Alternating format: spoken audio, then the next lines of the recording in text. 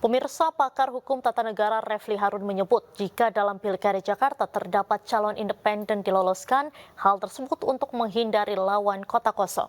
Refli juga menyebut bahwa rekayasa suara dalam Pilkada DKI tidak mudah. Kalau lawan kota kosong, semua yang anti kemapanan, anti kekuasaan, anti kimplas, anti pembelian semua partai politik, itu akan berkumpul di kota kosong. Ya, Oke. Terlalu berisiko lah katakanlah. Ya, karena kota kosong nggak ada ideologinya. Bisa kalah nanti si Pokoknya calonnya. dia kumpul kota kosong dan bisa kalah. Ya. Tapi kalau misalnya, saya tidak mengatakan Dharma Pongrekun itu calon boneka. Bukan. Ini adalah calon yang fortunately ada, ya.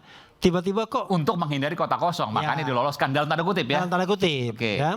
Nah, kalau yang dimajukan ini, maka akan ada splitting. Ya. Jadi barangkali sebagian boleh tetap ingin mendukung, pokoknya siapapun lawannya Ridwan Kamil, kami akan dukung. Ada yang berpikiran begitu.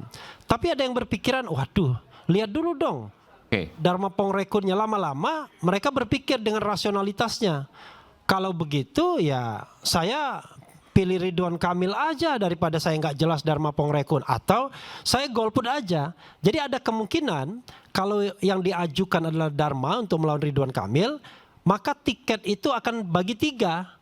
Ada yang sebagian memilih Ridwan Kamil dengan rasionalitasnya sendiri, dengan hitungannya sendiri. Oke. Ada sebagian yang golput, ada sebagian ke Dharma Pongrekun. Itu bicara linearnya. Oh iya, enggak. Terlalu polos begitu kan. Dan Enggak politik dong, nggak enggak akan dong. polos seperti Bukan itu. begitu. Saya bicara analisis yang masuk akal justru. Karena Oke. kalau seandainya misalnya let's say Anies ngomong pilih Dharma Pongrekun, belum tentu juga diikuti orang lain. Karena orang tetap akan melihat siapa sosok yang akan dimenangkan tersebut. Nah, karena itu saya mengatakan ini kan rasionalitas kimplas.